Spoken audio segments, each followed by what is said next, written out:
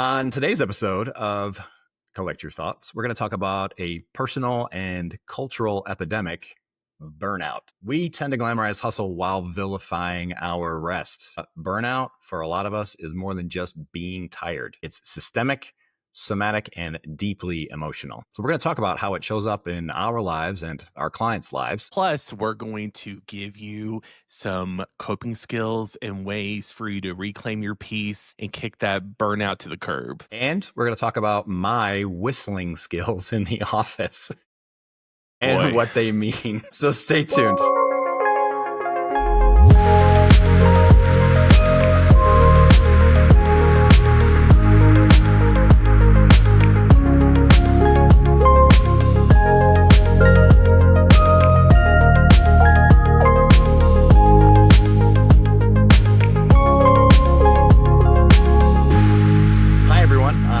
LeCompte, licensed professional counselor.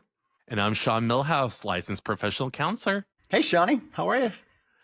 Hey, Jason, where you been? I might have just seen you yesterday, maybe at work. No, we only exist in this podcasting format. So I haven't seen you in an episode. So in the digital virtual ether, that's just where we exist. Yes. We are just we are actually, this is an AI podcast that has just used our likeness. And anyway, that's for another time. I love you, robots. I do not consent. That's what you get. What you get. How's work been this week?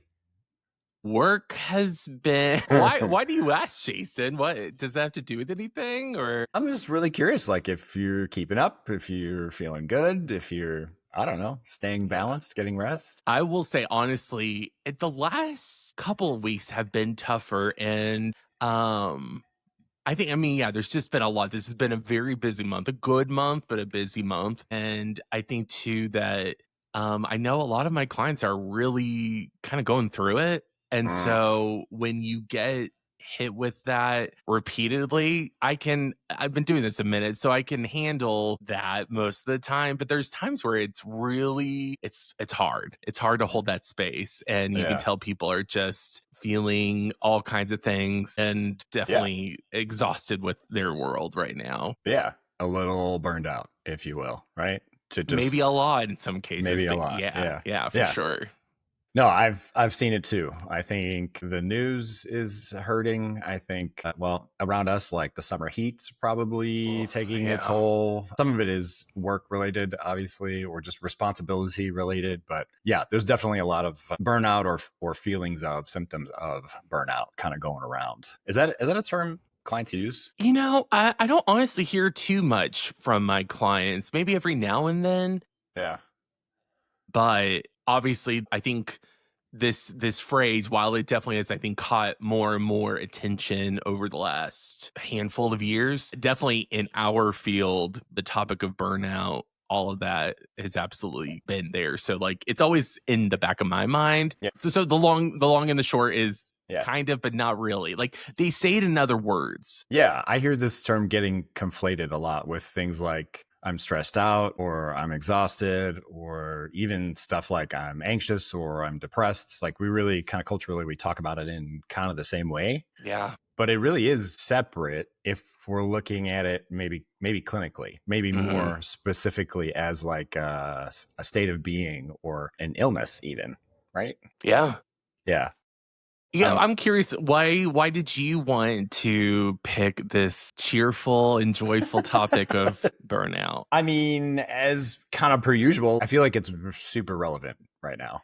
It's just out there. Things are heavy, things are bleak, and we are resilient. And so I feel like it's going to go back to my narrative therapist roots, like if we can name the demon, and then we can take some of the sting out, right? We can manage it a little bit better. So this isn't just us being stressed. This isn't just us being tired. This is us being maybe burned out in a lot of situations. So I just thought it would be relevant. Yeah. Basically, the snappy version of what you said, name it to reclaim it. Like that's how Nice. Yeah, that's interesting. I've never heard that rhyme, and I've spent a lot of time in the narrative therapy headspace and workspace, and I've not heard it put that way. But yeah, we talk a lot about naming the demon so that we can manage it better. Yeah. Yeah. Yeah. Yeah. Well, so I thought it would be useful to define it. It might be helpful. Yeah. Maybe more specifically. Sure. Yeah. Yeah.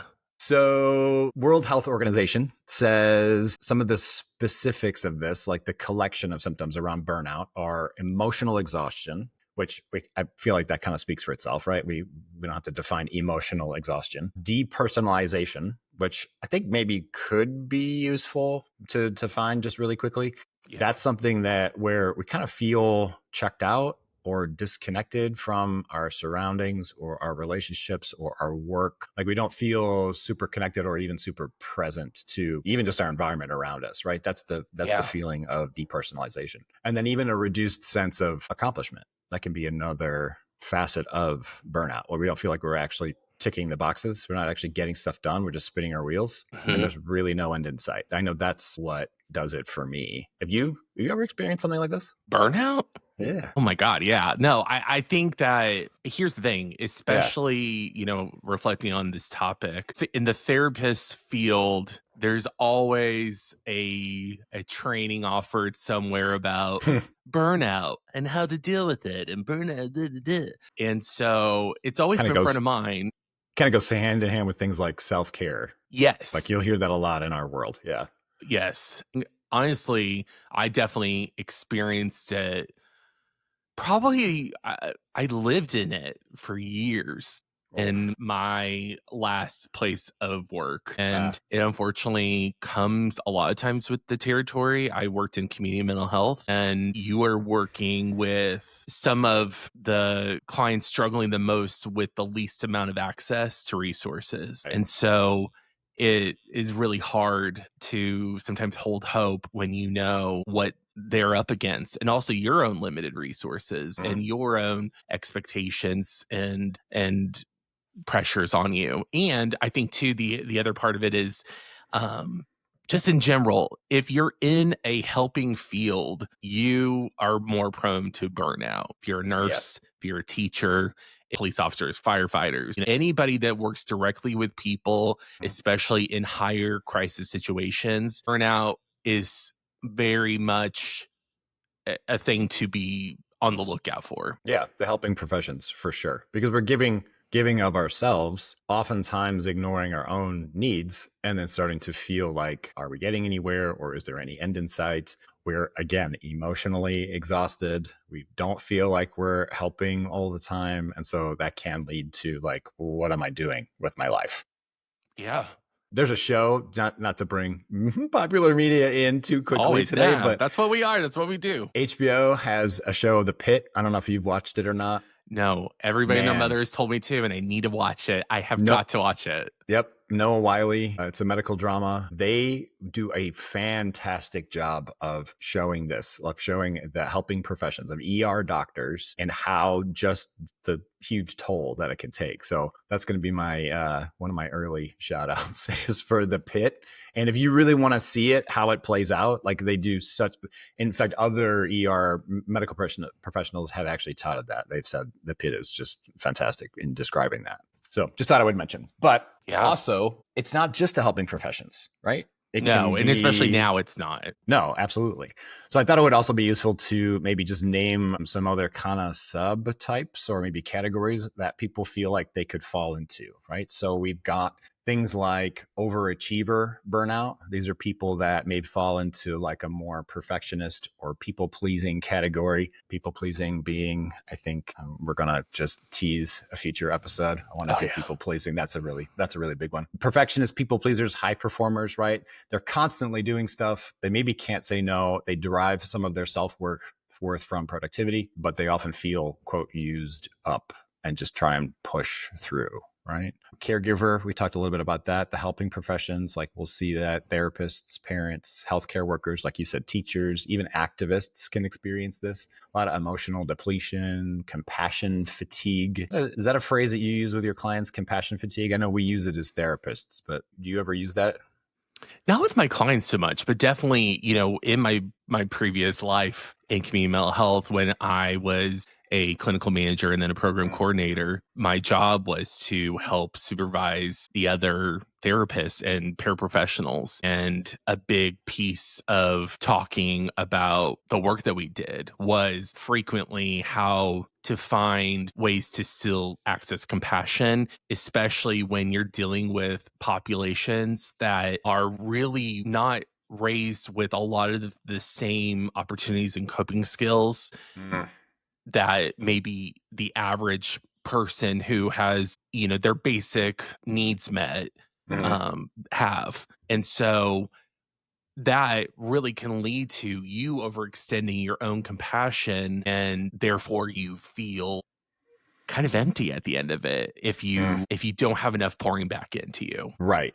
We're not boundless wells. We're pretty good at You get bringing good up at it. you do, and you really do, but you're right. It can't come, what's that phrase about, you can't pour from an empty cup, right? Like you really do need to continue to care for yourself and prioritize your own needs sometimes so that you can continue to help others. So yeah, that's kind of like defining compassion fatigue. I think that one's really, really important.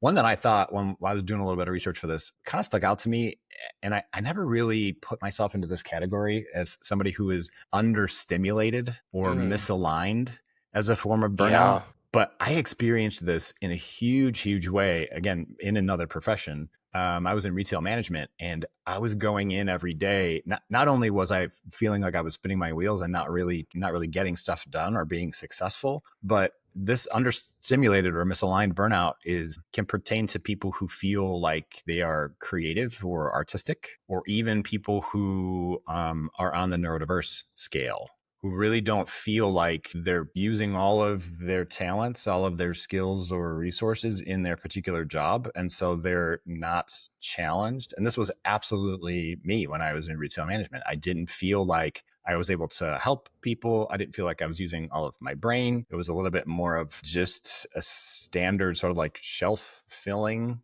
job and people management job. And while there's a place for that, it just wasn't for me. So when I found this, I was like, that's actually describes me pretty well too. Yeah. You've ever experienced something like that? Like Yeah. a For misalignment? sure. Yeah. Yes. I definitely realized that I really need creative outlets. Honestly, doing this podcast has been a huge product of leaning into that more. Yeah. And kind of was one of those where while I like to write, I like to do a lot of different creative things in my own way. I hadn't done it in a regular way like I am now with this. Yeah. And so it sort of opened me up to like, oh yeah, I think that I was understimulated for sure. And also then with like my clients, I see a lot of people who are in jobs that look great on paper, that paid the bills, they have great benefits, that might have great stock options, Sure. but they don't feel much in their job. Like it is kind of like showing up, plugging in, and then leaving, and then doing it all over again. Yeah. And it's like you do that for a minimum of 40 hours a week, probably closer to 50 to 60, if not higher, depending on, the job. And you feel like, what am I doing? Yeah. What does it all mean? Or is this enough? Is this really what life is? Like, those are some of the sort of existential dread questions that I end up asking myself when I feel those things. Like, is this really all there is? That's just super tough. I mean, I know that I've had those conversations even in private practice, which is, again, the happiest I've been in my career, but I've definitely had those moments where I go, is this all there is? Yeah. There is such an importance of creating balance in your life. And I think that's a huge part of what helps to stave off the burnout that can creep out, really, really like saliently. Yeah, for sure. Actually, while you were talking, I just noticed your shirt. For anyone's only listening, Sean is wearing a rainbow striped shirt. It's very pride centric. Yes, That's our awesome. pride is this weekend. Yeah. Yay. Happy Pride, Sean. Yeah, happy Pride. But one other subtype of burnout that I thought kind of like resonated, just because your shirt made me think of it, is the invisible identity burnout. And I hear this a lot from from the bisexual community. These are people that they have this identity that it's really important to them, but they might be in a hetero presenting relationship. And so everyone just assumes that they're straight, but their queerness, their bisexuality is really important to them. And so having to continually come out over and over and over, or explain themselves over, and like that can become really, really emotionally exhausting, right? Yes. Yeah. So queer folks, people of color, disabled individuals, people specifically navigating the predominantly majority spaces, right? Cis, white, abled, hetero. And the exhaustion, and another way this shows up is from the code switching. And we had talked a little bit about this in the masculinity episode, right? But that code switching can really is another form of emotional labor, which just kind of contributes to the amount of energy we have to put in just to interact with the outside world. So invisible identities, I feel like that's also definitely a way that we feel more and more burned out. Well, yeah, I think a lot of people maybe don't realize how much all of us, I think, do it to some extent, but there are definitely certain groups of people that experience it the most. And it really is like every time you walk out the door, you have to put on your armor, you have to take a deep breath. When you get out of your car to enter situations, you have to do it all over. You have to do it every time. And it's something that if you haven't experienced that feeling of, I have to put on a brave face to tolerate a world that doesn't tolerate me all the time, that is absolutely a burnout like waiting to happen. If you don't have all the things, the community and the outlets, like I think we're going to talk about a little bit later. I just posted something like that on my Instagram story this morning. If you've never had to have the Supreme Court rule on what your rights are, you have privilege. So that invisible identity or that minority identity burnout, like if you don't have to worry about that, that's a really privileged position for people to be in, which is great. Good for you. But also hopefully you're using your privilege to help folks that are not so privileged. And that honestly connects back to, the pride thing that we're talking about is, one of my, I hate saying favorite because it's such a terrible thing that's true, is, if you have a problem with there being pride, gay pride, and all the celebration around that, and, if you're in that camp that thinks there should be straight pride, well, when straight people get attacked, killed, and are treated like second-class citizens who don't have full rights, then you absolutely can have your straight pride month. Right. Otherwise, take a step back, think about what that might feel like to be that person that always has to have eyes in the back of their head in order to maintain their personal sense of safety. And that also burns you the fuck out. It really can. Yeah, it really can. I think it gets better and worse depending on how you're doing and where you're at, but it's still, I think, always present no matter how far along you get in your life and how much better you get at coping with it. Yeah. Yeah. No, important to bring up. Obviously, it's Pride Month, but also we're not gay just in the month of June. So only June. I go right back to my wife on the farm. No, just kidding. Wow. Okay, good. Before we move on, to kind of circle back to some of the different roles that you highlighted. Yeah.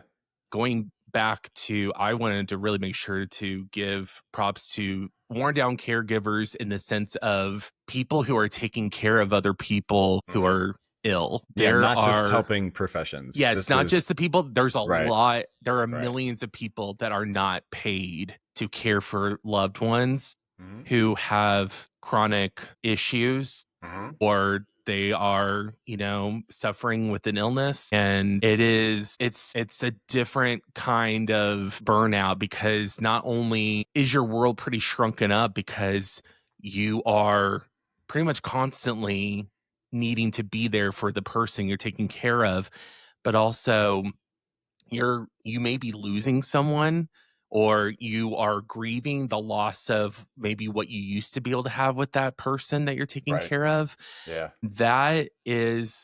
That's not a job that you can just quit. I think there's a lot of like pressure to like be the good caretaker to the person you're taking care of. And if there's anybody listening out there who is taking care of somebody who is struggling or needs help, I just want to give like special huge props to you. In community mental health, like we frequently worked with adults with intellectual disabilities.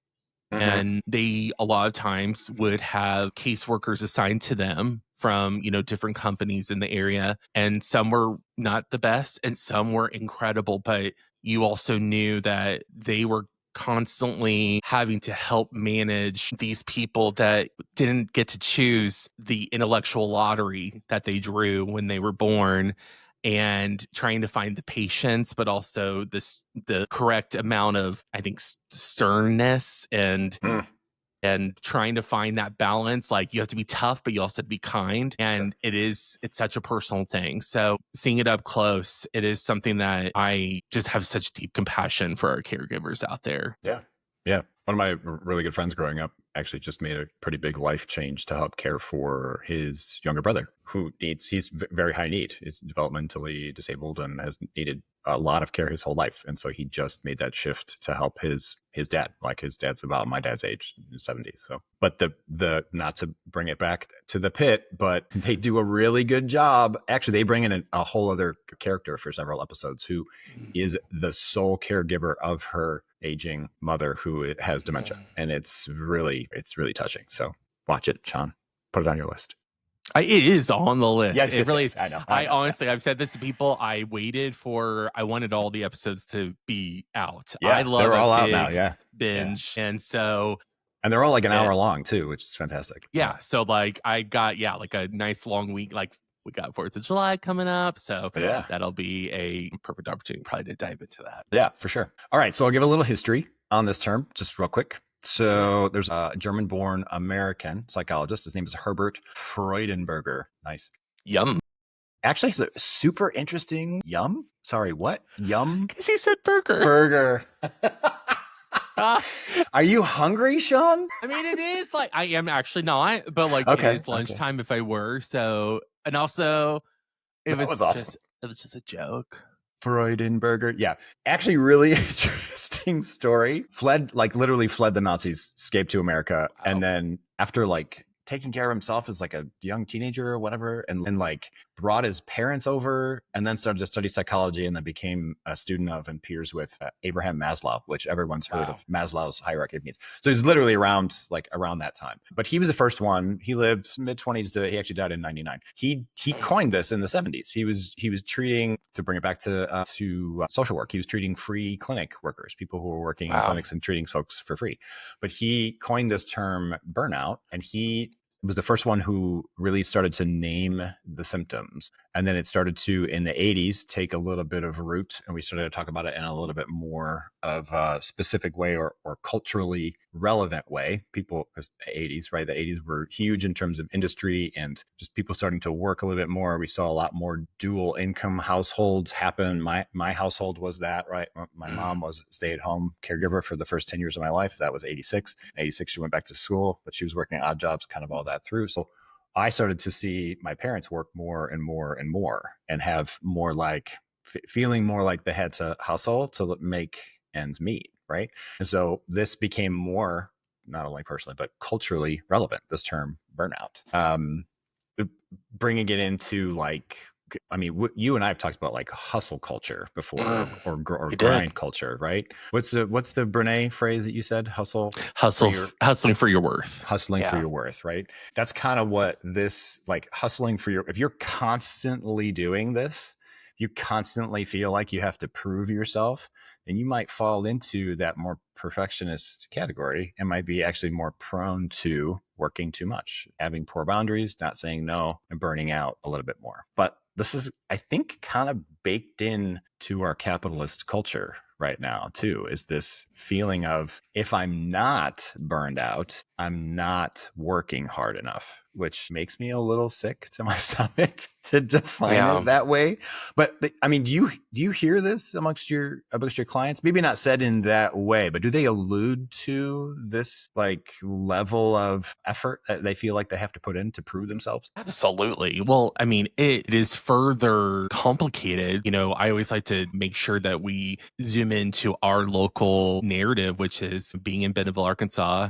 Walmart Capital. So a lot of us work with people who work in that company, and therefore it's corporate culture, right? I Right. mean, Totally. this is, like the top chain in the world. And so the expectations, I think they just keep growing, and the stakes feel like they keep getting higher, and you want to reach that level of performance. You don't want to let anyone down. And then before you know it, if you're not careful, it can become like your entire identity, how you work, when you work, how much you work, you're being available at all times, not ever really turning off, all of those things. And it's really, yeah, it's daunting, but it's everywhere though. I definitely don't think it's just in large corporate situations. I think also we're living in a time where I think our country and our world, but definitely out the United States, with the pandemic, we saw a world where we could work differently and have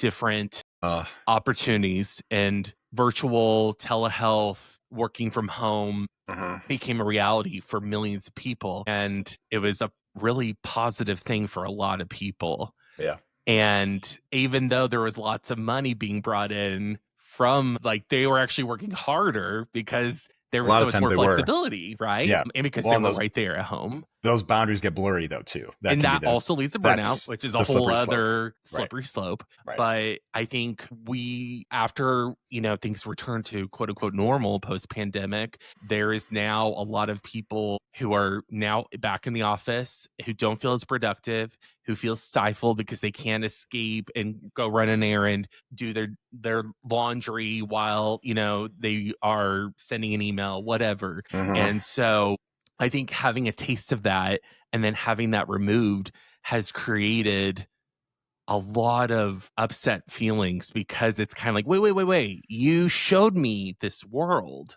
Yeah. that was possible, and now you're saying I can't have it, and your reasons for it are more about your end of things than the actual operations itself. It becomes more about the bottom line and the availability of employees and making sure that they can be managed more readily, and not about their wholeness or their wellness. That's the perspective that I have on it. Well, I think that's what's interesting is it seems like, if people, I've always been a firm believer. I've had some amazing bosses, and I think, I was lucky enough to hear, as long as you get your job done and you're doing it right, That's great. like, I want you to feel free to, like, there was many times I had a boss that, like, I would work my ass off all week, and then she'd be like, you should just go home, and I'd be like, Huh? What? Is this a trick? Like, Those are but the like, best work-life balance situations though. They really are. yes. Yeah. And so Yeah. now, if we're mainly focused on, keeping buildings warm because of all the money put into them, it does creates this thought of, am I the person as valuable to you as the workspace you put me in? Like, who's the real driver of this work? The people or the stuff? And The that leads to widgets. burnout. Feeling unappreciated leads to burnout. Do you remember that commercial that was on? It probably came about in the first year of COVID. Like, it was probably 2020 or maybe early 2021, where it was almost like they were telling a fantasy story from the future about when all of the great shutdown happened in the early 2020s, and everyone got reminded of what was important to them, and everyone started to connect with it. And it was totally like, it was definitely fantastical, right? It was going to be our utopia, that we were going to learn this huge lesson. And we did. I mean, in some ways, in short ways, we learned some lessons, but did we really commit to the changes that we saw? No. We went back think the to powers that hustle be, culture. I think, didn't allow. I think the status quo swooped back in and said, no, we're going to go back to how it's always been. Yeah. I know. And I want to stress this. I don't mean to be that person that's always like, but, the man is always, on my back and all that stuff. I know I get frequently political. What I want to say, though, is that what I've heard from many clients is they never felt the need to be as political because the world didn't demand it in the same way for most people as it does now. And so when you see inequality, when you see inequity, when you see things that don't make sense, it makes you go, what am I missing here? What system am I playing into? And that leads to burnout. So that's why I like to connect all those dots, because Yeah. as much as there's a lot of stuff that is on the personal level that we can do, we are, especially now, in this like boiling point in our culture where people want things to be better and different. Gen Z, I think, has been one of the best in terms of really, I think millennials, we tried, but we got so much flack. Millennials were always like, oh, millennials are this and this and that. And now Gen Z gets a lot of flack. But I think Yeah. Gen Z really realizes like, it's just a job. I'm not staying after work longer than my expected hours. Right. I'm not going to These are do really this and pushing that. back. Yeah. Yeah, They're they're pushing not. back against that grind culture. Yeah. Versus, I was raised Yeah. in a there's so many movies about you I was just going kill to say yourself that. for your job. Well, I've seen like it's become sort of a joke in movies and TV shows where you get the 22-year-old graduate who starts the 9 to 5, and they're like, the audience is supposed to go, ha ha ha ha ha, that's ridiculous. But then also like a 2-hour lunch break would be fucking amazing. Yeah. Like taking that much time for yourself in the middle of the day to really rest, really regulate your nervous system, really nourish your body. That would be great. But it'd be we're great. not It'd be gonna, cool right? if there's Yeah. other countries that did that. Oh, wait, there Oh, are. are there? Oh, yeah. Like Yeah. what? Do you know of Like any? Spain. Oh. Siestas. Oh, you're talking about like the afternoon siesta. For Yeah, sure. no, Yeah. there's tons of Yeah. places. I mean, there's so much Mm. research out there about places like they just, Americans are known for overworking and Yes. being on all the Yes. time and Yeah. being hyper focused about work. And it's not that it's just exclusive to us, but it's definitely something that I think, capitalism. That I don't, I could, yeah. Sorry you're not sorry. I hear you. I can't. No, I hear there's you. Yeah. I think Yeah. it'd be silly to do this podcast and to not address like the gigantic pink elephant in the world, which is there are things in this world that are happening that people are terrified about and scared about. And we're supposed to just keep going to work and act like, okay, gotta go get my groceries, gonna get my gas. Yeah. Hope that my neighbor doesn't get yanked by ice, Right. There's a lot of systemic stuff going on around us that we're both engaged in and both trying to change or railing against, pushing against, trying to dismantle. And it's super tough. Yeah, because we It's super can't do it tough to- alone, right, and right, it right. really is. It takes a village, and luckily that's why we're seeing so much upheaval and protesting from Yeah. all walks of life. You can tell this is not just a partisan concern. This is a national concern, but it's also a global concern. Yeah. So if we're ever going to really solve, I think, major contributing factors to burnout, we have to change the system. But in the meantime, we'll give our listeners some really great things to think about. Yeah. Yeah. So I hear my clients say, and we've maybe overused this in popular media, but it's also kind of trickled into everyday language. Like we'll say the word triggered or traumatized quite a bit, right? Yeah. Let me just take a step back for a second. When I talk about trauma with my clients, I define it as big T trauma or little T trauma, Same. right? Okay, so big T trauma, just for everyone listening or watching, those would be like significant events that really leave that deep psychological mark. And it doesn't have to be defined in any one particular way, but if it was a big event that really took a toll and it keeps coming back up for you, that's probably a capital T trauma. The little T traumas are the ones that are smaller, but maybe we experience them on a regular basis. They're not so difficult to deal with, but compiled or cumulatively, they definitely leave a mark and leave us maybe overly sensitive or hyper vigilant to certain situations or certain people, things like that. So this is how we're defining trauma, just so we can start there. If you have clients who are saying things like, I feel triggered, or that feels traumatic, or the way that we talk about this word or use those words sort of colloquially, right? Just in everyday language. Do you ever help them define kind of the difference? Like what are they experiencing that's actually trauma versus maybe something that's actually just wearing them down or leaving them emotional? Yeah, I really try. I think the balance of therapy is you don't want to delegitimize a person's experience accidentally.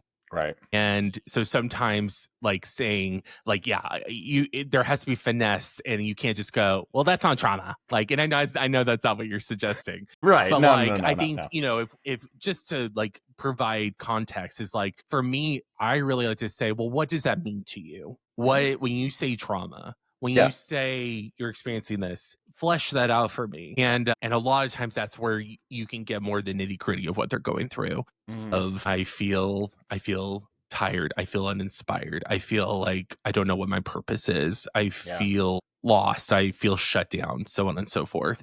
And some of those, sometimes you do that digging and you do end up finding some little T trauma. But Right. also sometimes you do say these are stressors that are inhibiting your ability to live your life in a way that feels healthy. Yeah. I'm gonna agree with that. That's reminds me of that question that you kind of put into our notes about like feeling tired or feeling low. There's a difference between feeling tired and feeling empty. Yeah, there it is. One probably needs sleep, the other may need purpose. I really like that. Say that one more time. I Yeah. want people to really hear this question Yeah.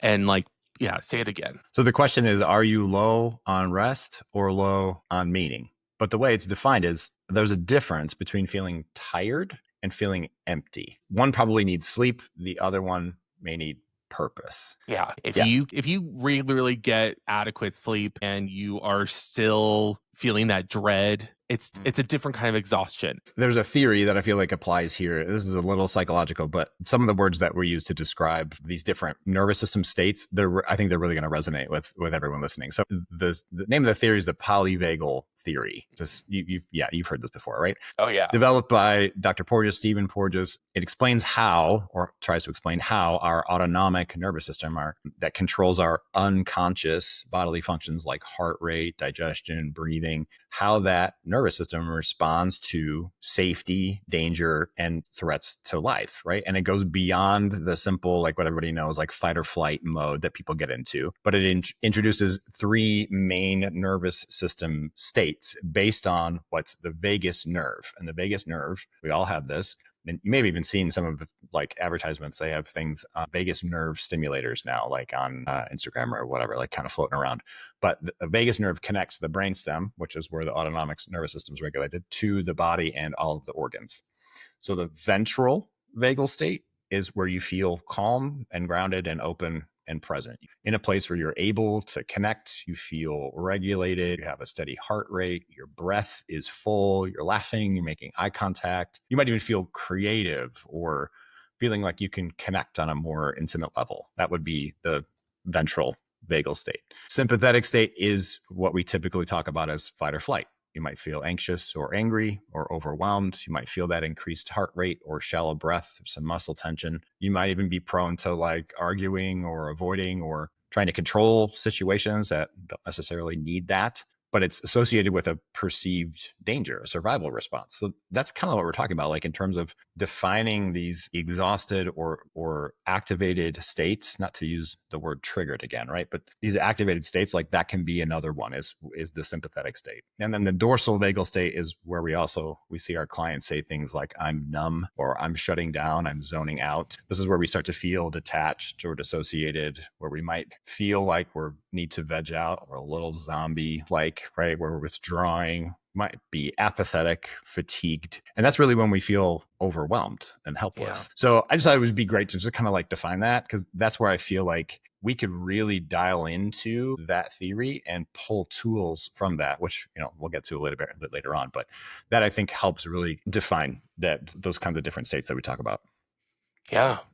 Yeah. All right. So how do we help? Like if we have clients who are showing up and saying, I'm burned out, I'm triggered, I'm traumatized. First, maybe we want to sort through some of what they're experiencing and what some of their symptoms are. And then maybe they just do need a nap, right? We'll bring it back to the adulting and the halt. And do you just need a snack or a nap or a hug or, whatever. Yeah. But also, like, is there some deeper purpose missing in your life? Is there some more broad burnout happening in your life where you need to make some maybe more significant adjustments? This is work that I love to do, because if I can identify this and then we can figure out how to inject a little bit of purpose into somebody's life, this is a big, it can be a huge, I mean, you alluded to this earlier in the episode, and I think I brought it up to you yesterday when we were just kind of hanging out having lunch. I said, I've seen you perk up in the last few months, like just because you have a creative outlet now. It's been a really cool change to see in you, right? So maybe there was some burnout or symptoms or things like that before, but now that you have this creative engagement, like I've seen the difference. Yeah, no, I think too, yes, there's many things that contribute to that. And also, I think a big piece of it for me, and this is something that, it's not necessarily going to solve burnout, but I think it's important, is I think I personally was looking for other people to give me permission to be good enough to pursue things that I wanted to try. Ooh, And okay. I think especially, we are in our collective, our group of therapists. Yeah. I think I was for a long time waiting for people to kind of continue to go, oh yeah, Sean, you should do this, or da, da, da, da. And it didn't really happen. Or to see other people maybe step up in other ways that then maybe go, okay, it's my turn to step up. And so I think I finally just embraced that notion of like, be the change you want to see in the world. And so then I was like, what do I have to lose? It has to be at least something I can learn from. So yeah, I think channeling your energy into something you give a damn about absolutely gives you energy. So I wanted to share, there's a book that came out not that long ago. It's called Burnout: The Secret to Unlocking the Stress Cycle by Emily Nagoski and Amelia Nagoski. Oh yeah, yeah, yeah. And they talk about the way to get through burnout is you have to complete the stress cycle, as they put it. So Oh they yeah. say you can't think your way out of stress, you have to move through it. The Uh-huh. stress response needs a clear beginning, middle, and an end.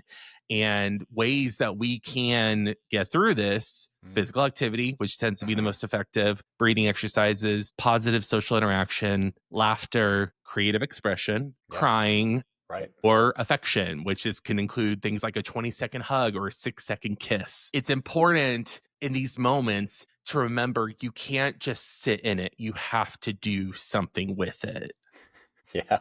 That is I, a really hard thing to do, because I think it's we want to really think our hard. way out of it, because it Right. started in our minds. So we think maybe I can outthink it, but that's where we need to use our whole system of our body Oh, to yeah. find our way out. I see so many clients want to intellectualize what they're experiencing. They want to think about it and they want to make sense of it. And I'm like, okay, that's all well and good, but you're not going to feel any better unless you allow that, like you said, that stress cycle to complete. The illustration I like to use is just like a simple circuit with a light bulb attached to it, right? And you may have electricity coming into the circuit, but that light bulb's not going to light up unless you close that circuit, unless you complete that circuit, right? And now you're allowed. So the way that I say it is, you may have electricity coming in, and that just may be vibrating in the wires, and you can't, right? That feels like stress, and that feels like emotional buildup, and then more and more and more of that can feel like burnout. Yeah. So that's the way that I talk about it. Yeah. Great call out. I like that. When you first mentioned this topic,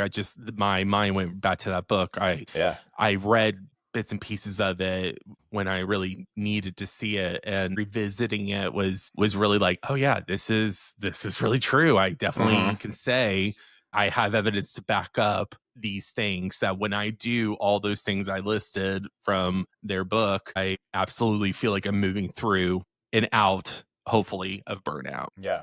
Yeah. I advocate for, when I work with my clients, just on a very basic level, but this is also, I think, applicable to this topic. I usually say I will check in on 4 kind of human bodily basics. Are you eating well? Are you drinking water? Are you moving your body? And are you sleeping? And if you're not doing all 4 of those things optimally, everything else is going to be harder, including fighting off burnout. So dial in your nutrition and make sure you're drinking whatever your water content is. right? Whatever you're supposed to be drinking, making sure that you're moving your body. And I say, I don't care how you define exercise. I don't even need to call it exercise. Just move your freaking body, because you're gonna feel better, literally, like emotionally and physically. You're gonna feel better moving your body. And then of course sleep, because if you don't, like, everything sucks when you sleep is everything. We're totally going to have a whole episode on sleep. That's actually it's a good idea, because I'm a different person when I don't sleep. Actually, you know what I'll do? I'll stay up all night and then we'll record that episode. And then I'll just be a crabby asshole the whole time. I'm kind of here I'll for be it. the living. Oh, nice. Thanks. That's great.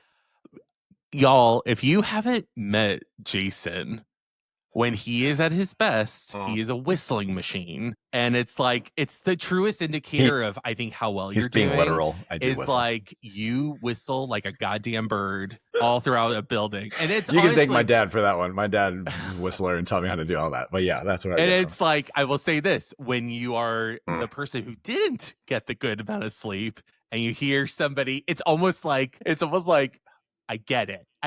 You're having a good day. Good for you. And like, you kind of want to be like, go fuck yourself. But, at the same time, you're like, I need to contain my emotional pollution and be able to like say, you know what, good for them. And you know what, I hope I can get back to feeling similarly very soon.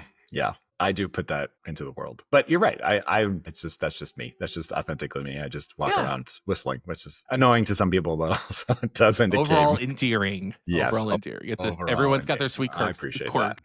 Yeah. No, thanks. I appreciate that. Okay. Since we kind of defined it and we talked about how it shows up and we talked about how problematic it can be, its role in the culture, like, how do we upend it? How do we work with clients? How do we give them some particular tools to walk away with? Like, what do you like to use? Like, how do you like to help clients fight burnout? I frequently like to use, I've talked about it before, I like to use metaphors in my work. And one of my favorites that I think, just for me, it was a childhood game. It was like, it's still one of the easiest ones, is playing hot and cold. So let's say that the clock on the wall is the thing that you need to move towards. Like you're in a kitchen and someone says, okay, there's something in here. When you get closer to the object, you get hotter. And if you get farther away from the object that I'm talking about, you get colder. And so I use that in the emotional sense of saying, when you are thinking about things that make you feel passionate, that make you feel curious, that make you feel exhilarated, or just like a little spark, follow the hot and cold. Follow the ability to go, ooh, I'm moving towards something and I'm feeling something warm up in me. Wow. Or I'm getting farther from it. This I didn't know you used the hot and cold thing. Yeah. That's actually awesome. I love that. Oh yeah. I just used it, I think, yesterday. Yeah. So it's just such a very basic picture of, I think people know what that looks like when you're like playing in a childhood game. So then if you can tag that to feeling your best, so much wisdom in that. Yeah. Yeah, it's just basic. And so that's a lot of places I'd like to work from, is that. But then also I do say, when you think back on times in your life or activities you participate in that make you feel those joyful, peaceful, rested, at an equilibrium that just feels settled feeling, what are those things? Who are those people?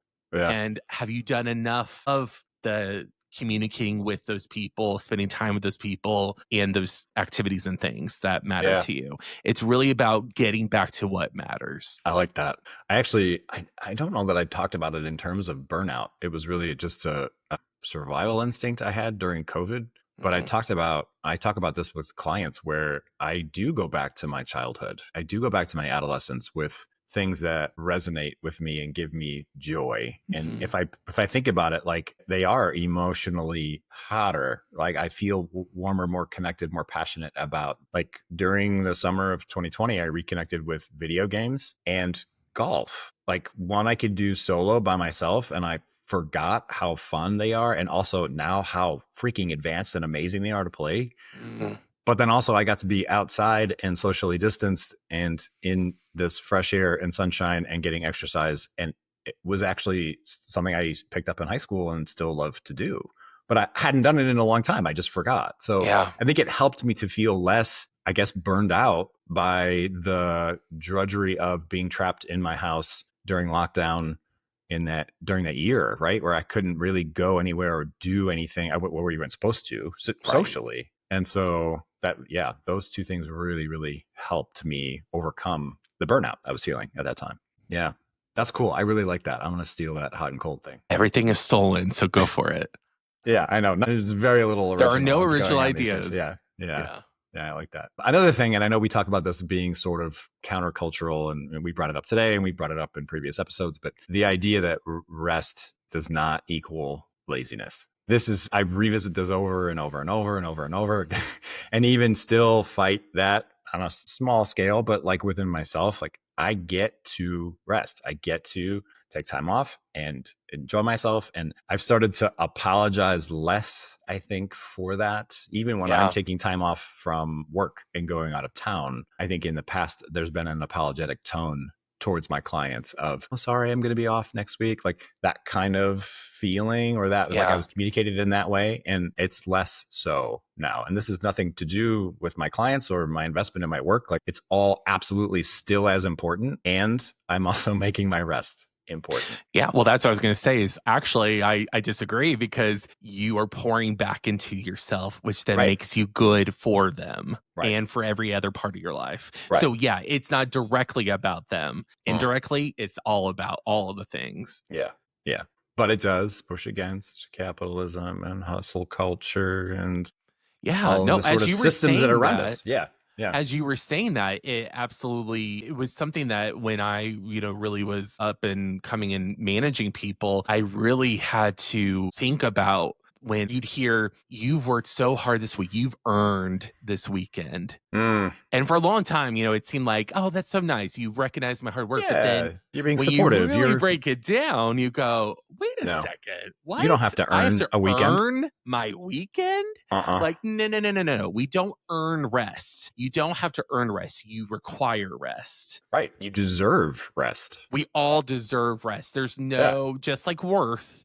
It's something you must give yourself. No one else can do it for you. Sure. Yeah. I like to think of it as an inherent need. It's never going to go away. And I talk about worth the same way. Worth is inherent. It's never going to go away. It does not change your worth. Unless you don't give it to unless you withhold it from yourself. Right. Exactly. Unless that's a good way to put that. But that's also, I think, why we're seeing millennials and definitely Gen Z pushing back on that hustle culture because they are hearing loud and clear that the way that this is happening, the way that things we're doing, the attitudes we have about rest is just, that's not okay. We need to reshape that. And so I really hope that's a torch that we all can carry and implement in our lives if we're not already doing that. Yeah, for sure. Kind of like in the category of rest, I like to, there's a fantastic quote, and I don't know where it's from, but it's one of my favorite things to touch back on with clients. It's that nothing in nature blooms year round. Just like, it almost makes me emotional every time I say it. Yeah.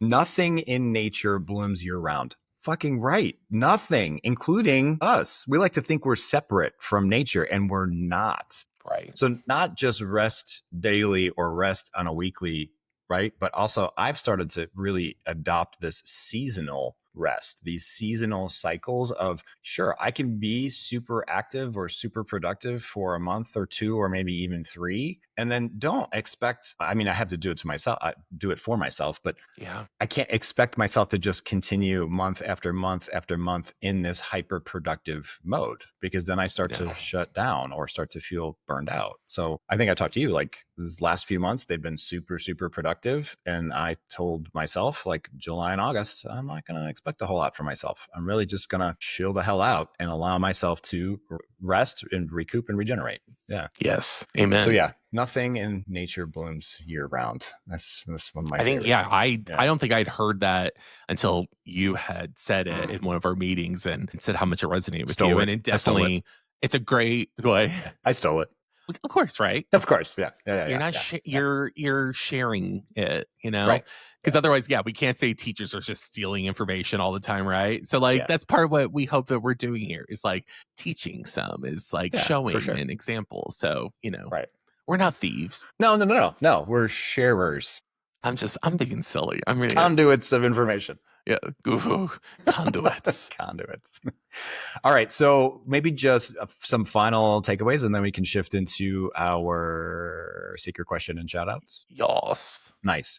So I will come back to, and I'll come back to this for a lot of reasons in a lot of different ways, not just the polyvagal theory, but when I'm helping clients, I'm talking about tools for them to use. I want them to get out of their heads and back into their bodies. Like Yes. this is a really, really super important to complete that stress cycle or to release some of that pent up energy, or really just to get the good endorphins flowing, help yourself sort through. Like it really is about getting back in touch. And so this is breathing. This is a movement. This could even be things like sound, right? Music, vibration, like a big thing. I don't know if it's everywhere, but it's here definitely in our little corner of sound baths. People are really finding rest and restoration from engaging in what is essentially like a vibration sound bath, right? And so there's usually a restful state that you're in when you go through things like this, and then there's a little bit of meditation that's happening, but also like you are just allowing your body to just vibrate a little bit, which I think is fantastic. And then the other way that I talk about it too is like sensory comforts or ways to soothe the senses. So that's sight, sound, touch, taste, smell. So have a delicious food or sit under your favorite blanket, cuddle with your pet, things like that, right? Light a So really great candle. yeah, smells, like all that kind of stuff. So that's where I go with that, and hopefully like that might resonate with anyone listening or watching. If you are feeling overwhelmed, if you are feeling burned out, see if you can get back in your body. See if you can really release some of that energy by Yeah. moving or by listening to favorite songs or whatever it might be. Dancing's a huge one. I've actually seen that a lot on social media recently. It's like moving your body, but to music. Like that's, I think we forget. Sometimes we leave dancing behind in our youth or whatever. And I'm like, no, I still love to dance. I still feel great when I go out and do that. Well, it's funny that you say that. There's something that I've wanted to do. I have wanted to do a like 3-song dance party, Oh, like at fun. lunch. Just like, you know what? We pick 3 random songs. Someone does maybe each week or whatever, and we just dance it out. Dance it out is, if you're a Grey's Anatomy fan, old school Grey's Anatomy, Mm, is Meredith and Christina, and they would be going through it. They go, you know what? You just got to dance it out. And then they would put on a song and just dance with wild abandon. yeah. And so, anyway, if any of our colleagues are listening, like, I want to do dance party. So, like, come dance with me. I'm here for it. I'm here for it. Let's move to the secret question. Okay. Did you prepare one for today? I didn't. No, yeah, I did. What? It's me? No. So, my question to you is, for you personally, what is the quickest way that you can do something that pretty immediately gives you like a 5 to 10% improvement in your well-being that helps you combat burnout? Specifically burnout. I guess Well, I that's what mean, the just episode's I think about. So anything that contributes to stress that then could lead to burnout. sure. Yeah.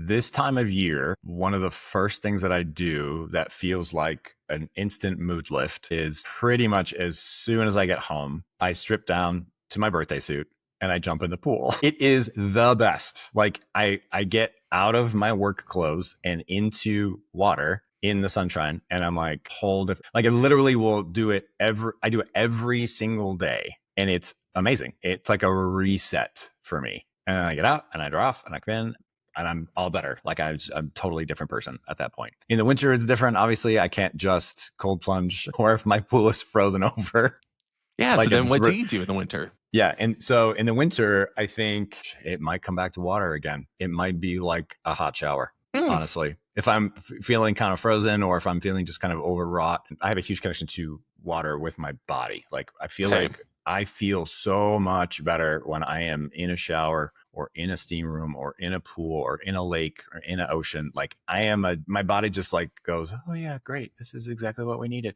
And it's that 5 or 10% euphoria that my body just goes, yep, thank you for that. And but I'm just better. I'm just in a Yeah. better mood. So yeah, water, all around water. But Yeah. for right now, it's my pool. Yeah. What about you? Yeah. So this is our time to announce our Collect Your Thoughts sweepstakes where you can win a pool. No, just kidding. I wish. And I will be putting in my name several times. No.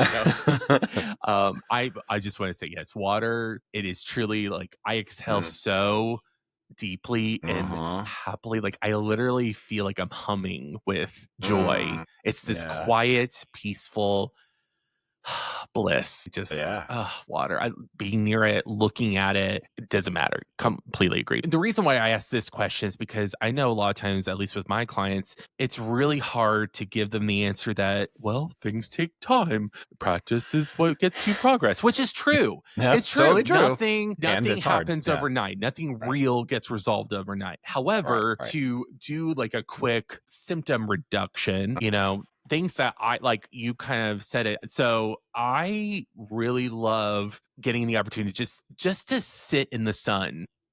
Yeah. That's not something that I used to really like. As a kid, I definitely can be very sensitive to heat. I am a notorious sweater, which is Mm, disgusting. And so for a long time I avoided that. But then sadly enough, in college became way more enjoying of the weather because I took up smoking. And so I was outside smoking with other people and breathing in the fresh air and nicotine and also the sunlight. But now I don't smoke. Thank you very no, I much. was It's like, you been don't many smoke. Yeah. years. And now like it's something that I tell clients all the time, like you could truly go to a park where there's a fountain or just a bench anywhere. Especially we have so many awesome parks here in Northwest Hmm. Arkansas. Yeah. If you just go and sit there, even if you just play music, I'm obsessed with music. So a lot of times I'll have my headphones on and I'll just be sitting there and I'll just take in the sights and the sounds and the sun. And it really does like replenish me. I love that feeling of like warmth on your body. Like it just feels like the sun is like holding you in a deep hug. Yeah. And it's so comforting to me. Yeah. That's great. Yeah. So Sunshine, go fresh air, outside is green what I'm space. saying. As much as Go I outside. hate going outside when it's an inferno and I'm sweating involuntarily, Yeah. I also though know that like it's the best thing for me. And for as cliche as it's become for therapists to tell their clients to go outside, like, try it. I dare you. Well, that's why I always say to people, cliches are cliches because a lot of times there's a good amount of truth to them. Right. Stereotypes, cliches. Yeah. Yeah. Yeah, 100%. 100%. there's Yeah. existence of it. So it's not like So, a complete fabrication. right. So try it. At least Try it. try it and see. Yes. Yeah. Nice. Also, Okay. ooh, Yeah. yes, Yeah. it was Asher, I think in our last podcast on Mm, ADHD, who said, you have to remember, you have to keep trying. mm. Just because you do something once doesn't It's called a mean I did it and it yeah. didn't really work. No, no, no, no. You got to It's called a commit to practice. It's the called a practice practice. for a reason. You have to Yes. practice it. Yes. Yeah. Practice doesn't stop after one or two uses. It doesn't just Right. take over. You commit to it. So Right. commit to your life and commit to the things that matter to you. And Yeah. burnout will hopefully dissipate. Yeah. Great. All right. What's your shout out this week? Gosh, you expect me to go first? All right. I'll go first. Yes, please. If you have it, I do. yeah. I do. Yeah. It's really kind of obscure and I don't know how many people are going to connect with it, but the underlying tone is there. I'll explain it. It's Dutch culture. Mm, So I just spent a week in Amsterdam with my husband who was working. And so I got to like really, and I'd been there once a long time ago, 15 years ago with a good friend of mine and thought it was super cool, but I got to revisit it again. And there's just something about Dutch culture. Like we get real spun up here in the US about all kinds of things. We overthink it or we compete with each other or we prioritize things. And over there, like everyone's just so chill and relaxed and not spun up about things. And yeah. that you can feel that like in the air. People are just slower and more relaxed and less bothered and really just paying attention to what I think as therapists and hopefully as humans, we would consider to just be the important things in life, which is Yeah. it's just being outside and good food and connection, all those sorts of things like that we know are good for us, that are wholesome for us. We lose the thread, I think, sometimes as Americans about those things. And to go over there for a week and just sit in it and experience it and watch people was restorative for me. It really was amazing and a great reminder. So thank you, Dutch people, for setting a great example and for having a kick-ass city like Amsterdam to go visit. anybody gets a chance, I recommend it. We have so much as a country. I was going to say, I'm proud to be an American. And I know I am. I know how lucky we are. And we can learn so much from countries and people that have been around way longer and who have learned these like wise practices. Yeah. So thanks for sharing that. Yeah. Okay. Yeah. What's yours? So I have a couple.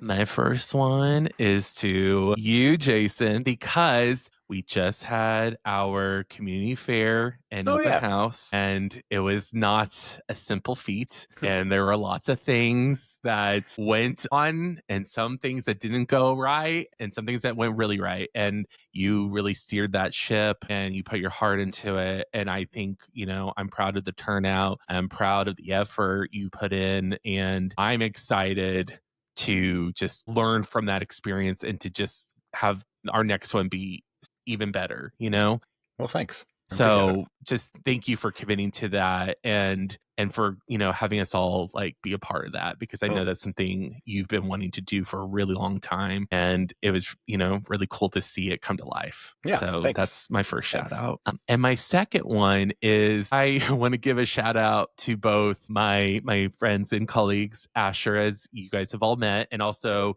Elise, who helped to put up the most of my artwork on my walls.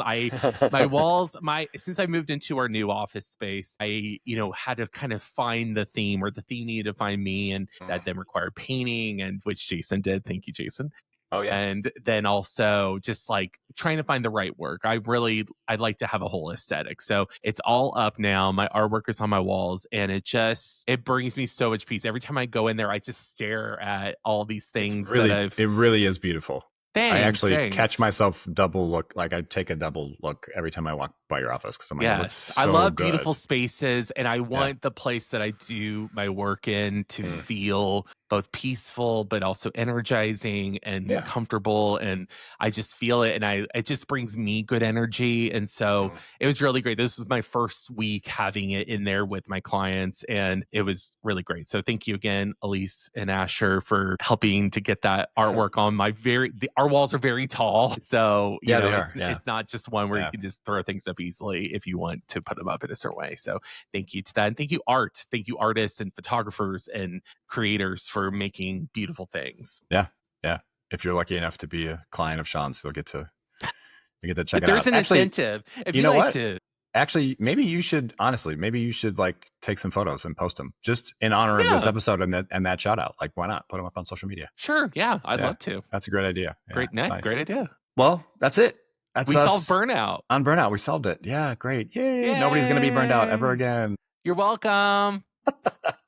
No, it's good. I feel like digging into some of those like theories and common experiences and definitions and things like that. Like I feel like it's really super useful. So anybody listening or watching, like please share and comment and like if you've got stuff that you want to share with the general public about like how you fight burnout or how you have fought it or how it shows up in your life in a way that's different from maybe the way that we talked about it. We'd love to hear about it. I'll give a little teaser for a new segment that we're going to try. It's going to be a little mini episode segment called Afterthoughts. And so we're going to share some listener content, some listener comments, and maybe just some stuff that also Sean and I have thought of since we recorded the episode and broadcast it that we thought maybe would be pertinent and or add to the conversation. So we're hopeful for maybe a little 20 or 30 minute like mini ep coming out every once in a while here and there, just to like hear you guys and give you guys a voice, but also to just sort of continue the conversation. Like some of this stuff is really, really important and we love talking about it. So absolutely.